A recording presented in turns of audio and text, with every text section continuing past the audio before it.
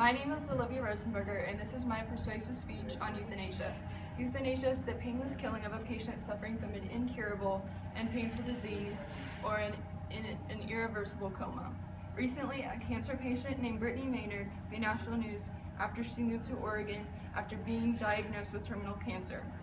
Brittany and her husband decided to move to Oregon because of the Oregon Death with Dignity Act. The Oregon Death with Dignity Act allows mentally competent, terminally ill adult state residents to request and receive treatments that hasten their death. Euthanasia allows people to die without being forced to suffer through the inevitable physical deterioration, pain, and mental deterioration almost always present in the final stages of a terminal illness. Instead, these individuals can end their lives while they still have their dignity before their bodies become too deteriorated. There are several forms of euthanasia, all of which can also be referred to as assisted suicide. Active euthanasia is when a person deliberately causes the patient's death. Passive euthanasia is when a person does not directly end the patient's life but allows the person to die. Passive euthanasia is only brought on by omission. The two types of passive euthanasia are withdrawing treatment and withholding treatment. Withdrawing treatment is removing the machine or treatment that is keeping the patient alive. Withholding treatment is described as not carrying out a treatment or surgery that would extend the patient's life. Passive euthanasia is also referred to as indirect euthanasia. Passive euthanasia is looked at as less bad than active euthanasia, whereas others believe active euthanasia is more moral and humane. The next several forms of euthanasia are voluntary euthanasia, involuntary euthanasia, and involuntary euthanasia. Voluntary euthanasia is when a conscious person makes a request to be euthanized. Involuntary euthanasia is when a conscious person or a person who would make who is unable to make the decision themselves. In this situation, the appropriate person would make the decision on the patient's behalf. This case mostly refers to individuals in comas or infants. Involuntary euthanasia is when a person chooses to live but is euthanized by medical professionals despite their wishes. The largest argument from supporters of euthanasia state that a person has the right to die. They point out that a person's right to die is protected under the same constitutional safeguards that guarantee such rights as marriage, procreation, and the refusal or termination of life-saving medical treatment. They mentioned that if a person is able to give do not resuscitate orders, that a person should be able to choose whether they live or die and when they do so. They add that if do not resuscitate orders are not controversial unless they are abused, euthanasia treatment should be treated the same way and should not be considered immoral unless it is being abused. The second benefit to legalizing euthanasia is that it would end the suffering of thousands of people who must watch themselves deteriorate on a daily basis because they've been refused the right to die. Patients with terminal illness are forced to live out their last days in hospitals under imaginable pain. They are no longer able to do things for themselves because their bodies have become too weak, and they are forced into a torturous waiting game where they literally wait to die. Being able to choose euthanasia would give these patients the opportunity to die before their bodies completely give up on them. By giving a terminally ill person the right to die, the individual would be able to die at home where they feel comfortable and at ease. They would be surrounded by their friends and family. The individual is able to be somewhere private with the ones that care for them the most. Also, being able to choose euthanasia frees up medical care and equipment that could be used to save someone who is not terminally ill.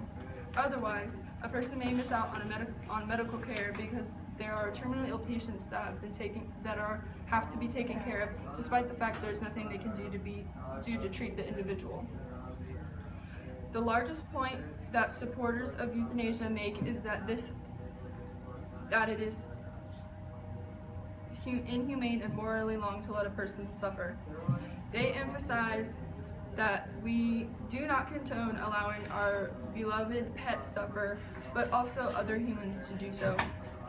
Supporters of euthanasia say that we should look at euthanizing humans the same way we look at euthanizing animals. When we think about euthanizing humans, we should remember that they are in a lot of pain, and by dying is the only way to end that pain and suffering, and that they go on to a better place.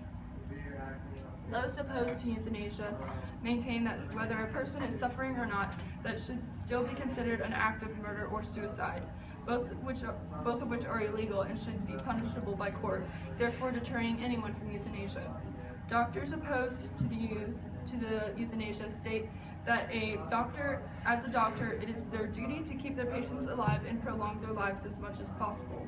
By euthanizing their patients, they would not be living up to their duty and promises as a medical professional. Another point those opposed to euthanasia make is that although terminal illness is tragic, there is no life not worth living, despite how much pain an individual may be living in. They claim that every life holds promise, and even prematurely ending a person's life is unethical. But have these people ever been terminally ill? Do they know what it's like to suffer every day, hoping it will be their last? Are they aware of the pain a terminally ill individual's family must endure watching their loved one die right before their eyes? Many individuals opposed to euthanasia claim that euthanasia will target the poor, people with disabilities, and the elderly. They claim that individuals with less money will choose euthanasia because it will be less expensive than getting the extensive medical care needed to prolong or save their lives. The easiest way to resolve this problem would be to legalize euthanasia strictly for people with terminal illnesses who are already dying. Therefore, if something can be done to save the person's life, they will not be euthanized. Many of the individuals opposed to legalizing euthanasia also say that by allowing euthanasia to be illegal, it will create a slippery slope towards murders. They hypothesize that individuals close to the patient will take advantage of the ability to euthanize their loved ones by having them involuntarily euthanized by a medical professional. Supporters of euthanasia refute this claim by pointing out that there are very sound ways to regulate euthanasia if it becomes legal, and that this already happens, but by legalizing euthanasia, they can regulate it easier and better and put an end to involuntary euthanasia. Individuals against euthanasia also claim that insurance companies of terminally ill patients will abuse the right to euthanize their customers because of how inexpensive it is. They state that insurance companies will have terminally ill clients euthanized to save the company money. Again, this situation can be fixed by simply regulating euthanasia when and if it is legalized. If euthanasia is not legalized, there are absolutely no way to regulate it, which is why you hear so many cases of involuntary euthanasia, because there's currently nothing in place to help prevent it. The future of the legalization of euthanasia is still very unsure. It is a topic that is still heavily debated, with both sides of the issue still continuing to make great points when debating the issue. At this point, the decision on euthanasia could go either way, but it is unlikely a law legalizing euthanasia will be passed in time. Euthanasia is a very touchy subject, and it will always continue to be, even if it is passed into law. Whether an individual is opposed to the legalization of euthanasia or in support of its legalization, in the end, it is still death, which is a subject that should not be taken lightly. Life is a precious gift that all of us should take the advantage of and enjoy. But there are many tragedies in life too, like terminal illness. At a point in almost everyone's life, they get to a point where they are ready to die. It is a point of satisfaction in life that everyone should be able to experience. But when a person has an incurable disease where they must suffer for the remainder of their short life, they should be able to decide for themselves if it's their time to die.